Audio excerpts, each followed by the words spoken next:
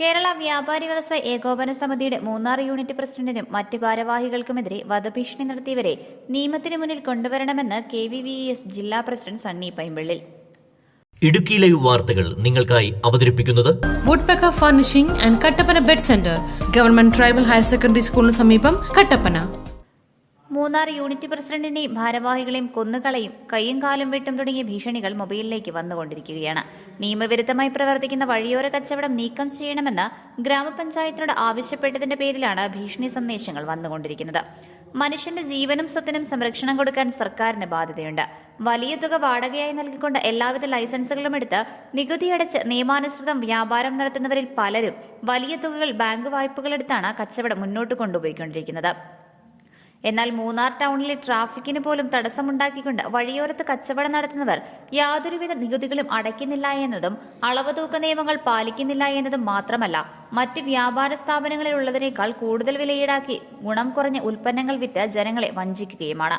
പല പ്രാവശ്യം ഇതെല്ലാം ഒഴിവാക്കിയിട്ടും വീണ്ടും നിയമവിരുദ്ധ വ്യാപാരം തഴച്ചു വളരുന്നതും പലതരം തടസ്സങ്ങളുമായി ടൗണിനെ ശ്വാസം മുട്ടിക്കുന്ന സ്ഥിതി എത്തിയപ്പോഴാണ് വ്യാപാരി വ്യവസായ ഏകോപന സമിതിയുടെ പ്രവർത്തകർ പൊതുനന്മയെ കരുതി സമരവുമായി രംഗത്ത് വന്നത്.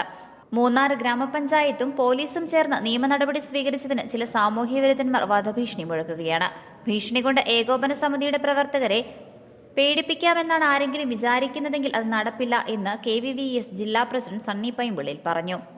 മൂന്നാർ ടൗണിൽ വഴിയോര കച്ചവടങ്ങളെല്ലാം ഒഴിപ്പിക്കണം, നിയമപരമായി വ്യാപാരം ചെയ്യുന്ന വ്യാപാരികൾക്ക് സംരക്ഷണവും അതിനുള്ള അവസരവും നൽകണം എന്നാവശ്യപ്പെട്ടുകൊണ്ട് മൂന്നാർ ടൗണിലെ വ്യാപാരികൾ നടത്തിയ സമരത്തെ ഒരു ഭീഷണിയിലൂടെ നേരിടാൻ ചില അദൃശ്യ ശക്തികൾ ശ്രമിക്കുന്നു എന്നാണ് ഈ അടുത്ത ദിവസമുണ്ടായ ഭീഷണികളിൽ നിന്നൊക്കെ മനസ്സിലാകുന്നത്. കേരള വ്യാപാരി വ്യവസായി ഏകോപന സമിതി ഏത് ഭീഷണികളെയും നേരിടാൻ കരുത്തുറ്റ ഒരു സംഘടനയാണ് എന്ന് തിരിച്ചറിയാൻ കഴിയാത്ത ആളുകളാണ് ഒരുപക്ഷെ ഇത്തരം ഭീഷണികളുമായൊക്കെ രംഗത്ത് വരുന്നത്. ഇത് വ്യാപാരികൾ എടുത്ത തീരുമാനമല്ല. മൂന്നാർ ഗ്രാമപഞ്ചായത്തും അവിടെ ഉള്ള തൊഴിലാളി സംഘടനകളും വിവിധ രാഷ്ട്രീയ പാർട്ടികളുടെ ആളുകളും സർവകക്ഷി യോഗം ചേർന്ന് എടുത്ത തീരുമാനമാണ് മൂന്നാറിലും ടൗണിലും ചുറ്റുവട്ടത്തുമുള്ള എല്ലാ വഴിയോര കച്ചവടങ്ങളും നിരോധിക്കണം.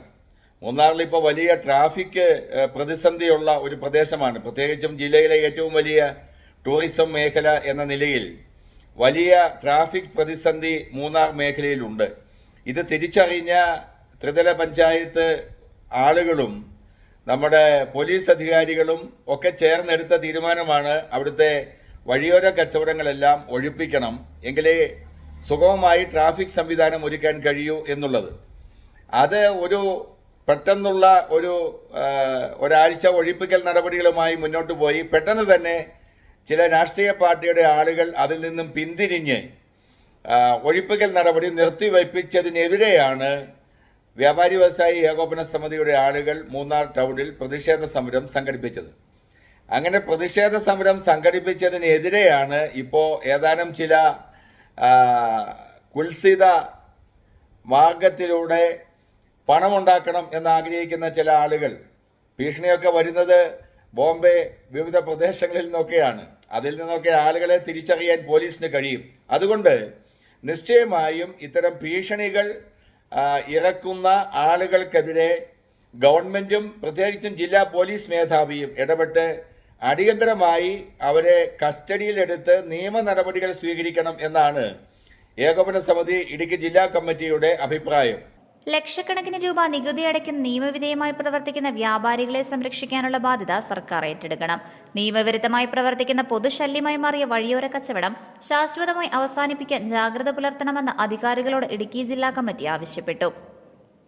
മൂന്നാറിൽ ഏകോപന സമിതി നേതാക്കൾക്കെതിരെ ഭീഷണി സന്ദേശങ്ങൾ അയച്ചതിനെതിരെ ശക്തമായി നടപടി സ്വീകരിക്കുകയും അങ്ങനെയുള്ള അധോലോക സംഘങ്ങളെ നിയമത്തിന് മുൻപിൽ കൊണ്ടുവന്ന് ശിക്ഷിക്കുകയും ചെയ്യണമെന്ന് ഏകോപന സമിതി ജില്ലാ പ്രസിഡന്റ് സണ്ണി പൈമ്പിളിൽ സർക്കാരിനോടും ജില്ലാ പോലീസ് മേധാവിയോടും ആവശ്യപ്പെട്ടു.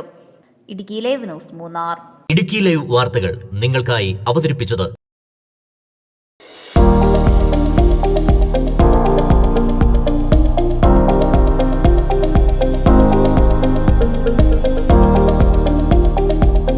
ഫർണിച്ചറുകൾക്കും വൻ വിലക്കുറവ്. 4 നിലകളിലായി മികച്ച കളക്ഷൻസ്, ബെഡുകൾക്കായി പ്രത്യേക വിഭാഗം. 2400 രൂപ മുതൽ ഗ്യാരണ്ടി ബെഡുകൾ. EMI സൗകര്യം ലഭ്യമാണ്. Woodpecker furnishing and Kattappana bed centre, government tribal higher secondary സ്കൂളിന് സമീപം, കട്ടപ്പന.